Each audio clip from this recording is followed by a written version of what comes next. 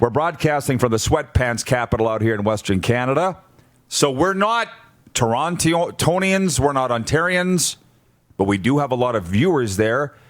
What was I saying to you, Lynch, when we were walking into the building today? We're getting all this mail from people that think we're in Toronto. That's right. No. We're broadcasting from Western Canada. I guess it's a compliment if you think that we're broadcasting out of the broadcast media mecca of this country, but we're not.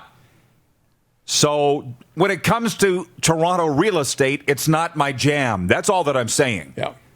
So I did a quick search here in the break between hours 1 and 2 about what are they saying about this Blue Jays new stadium, because there's a paywall at the Globe and Mail, and I'm not paying for that.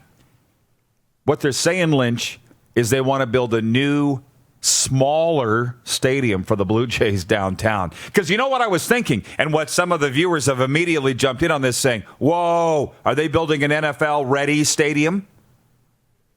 Would make sense, right? Yep, sure would. That would hold 75,000? Yep.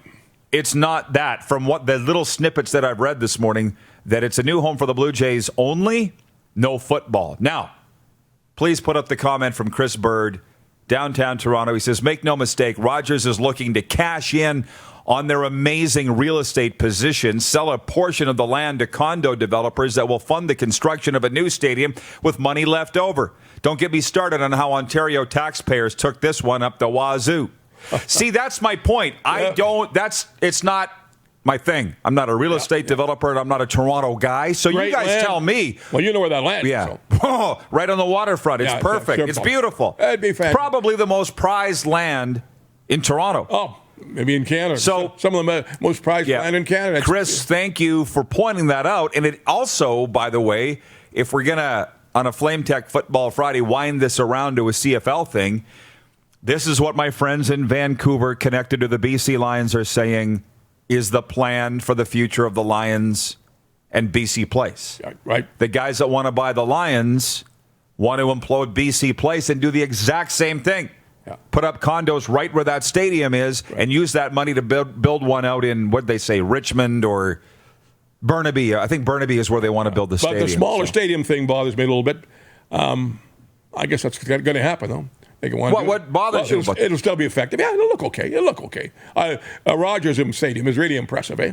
You're overall. It's amazing when you sit there. It's a great stadium in Vancouver, of course. BC. But this is the thing, Lynn. We're on. By the way, Hall of Fame writer, broadcaster here, John Frenzy. You're on to something. Things go in trends, and if you read books about this, the sports people for years wanted a gigantic palace. Yeah. And then they're realizing after a while, wait a minute, it's empty 90% of the time.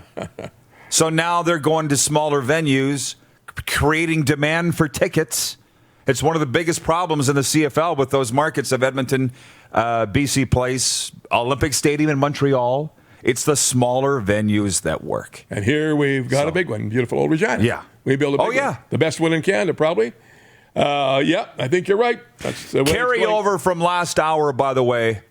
And believe me, we'll get to the quick six show topics here. We're a little out of order here on this Flame Tech Football Friday, but we're having fun.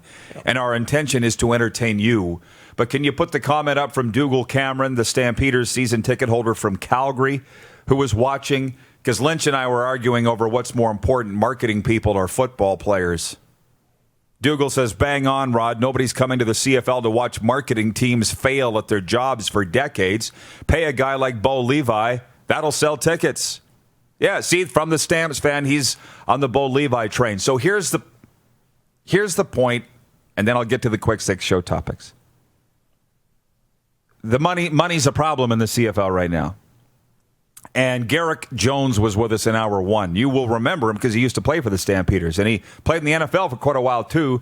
His longest stop was with the Houston Texans.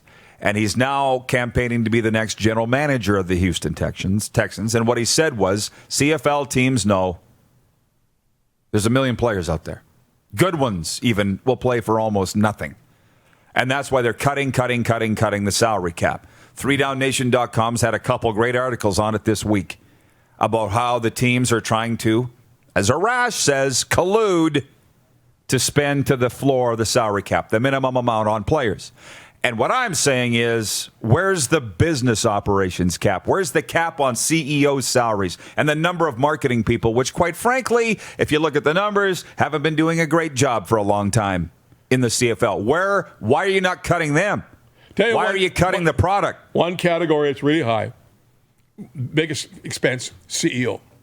Yes, of course. And we're same thing here. I mean, they cut the money everywhere else, but the CEOs get top dollar. Well, they get a top-notch guy to be the CEO. Well, we had one in Jim Hobson, of course, but he had a lower base. Yeah. Hall of Fame president of the Saskatchewan Roughriders, but he hit all his bonuses to get him in a pretty good stratosphere financially, but he earned it. Yeah, sure. The team was in the Grey Cup every year, and the stadium was full of every game. And he was out talking to the public. You're watching Rod Pedersen On Demand. For more of The Rod Pedersen Show, visit rodpedersen.com or follow Rod Pedersen on social media.